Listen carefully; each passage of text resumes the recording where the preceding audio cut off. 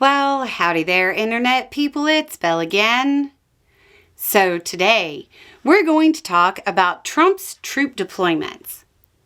As more and more comes out about Trump's National Guard plans, it looks more and more like a PR stunt, designed solely for optics. But it's prompting a lot of questions.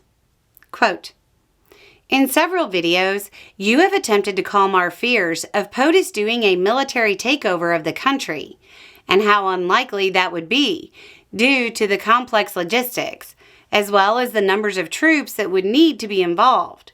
However, we are now learning about the rapid response force the administration wants to put in place, composed of perhaps 100 National Guard, ready to deploy in any city at a moment's notice. This on top of the expected militarization of the largest cities in the country, NYC, Chicago, Baltimore, and Philly, with the Guard already active in LA.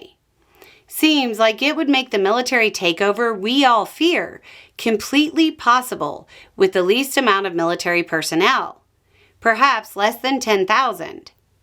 It seems like more and more the admin is taking steps to get around the posse comitatus. Am I paranoid, or is this a real concern?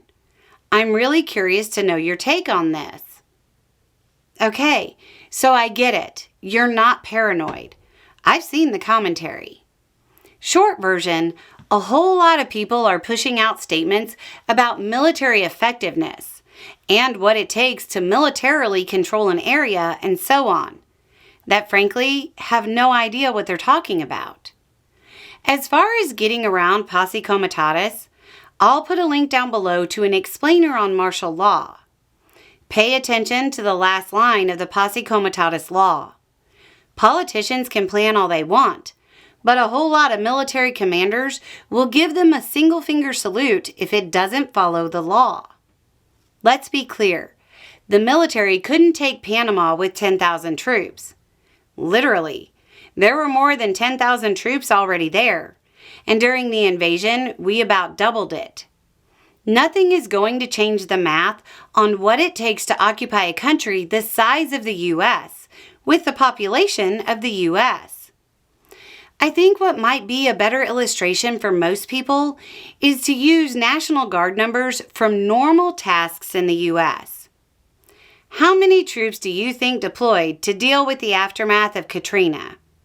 1,000, 5,000, 10,000, 50,000. 50,000 to restore order to the coast. 10,000 can't control the country. Under Trump last time in May of 2020, there were more than 83,000 National Guard troops deployed. I would guess most people are trying to figure out why. Some due to COVID responses and some due to protests. 8 times the number being floated were actually deployed, and you probably didn't notice and couldn't even remember why. Trump's setup so far appears to be about optics, not control. Standing troops in public parks or outside buildings isn't martial law. It's a stupid waste of resources from a guy who doesn't know anything about the military. The reason you didn't remember 80,000 troops being deployed is because, when spread out, it's not that many, and because they weren't out engaged in enforcement operations. If they were engaged in enforcement operations and got out of line, it would have prompted a backlash from the local populace, and they wouldn't have been able to maintain control because they didn't have the numbers. Just one of the cities he's mentioned has more than 30,000 cops. A few thousand National Guard isn't going to do anything except create optics and annoy people. It's one of the reasons the military doesn't like doing enforcement roles. They don't want a song written called F the National Guard. I understand the idea being proposed is to surge forces to cities when needed. Surge strategies for control of the local populace have failed pretty much every time they've been used in the last couple of decades. I'm not saying Trump can't deploy the National Guard and make a mess of things and cause a bunch of chaos. He can, and I think he will.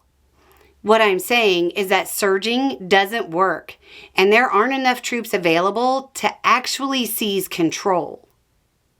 Anyway, it's just a thought. Y'all have a good day.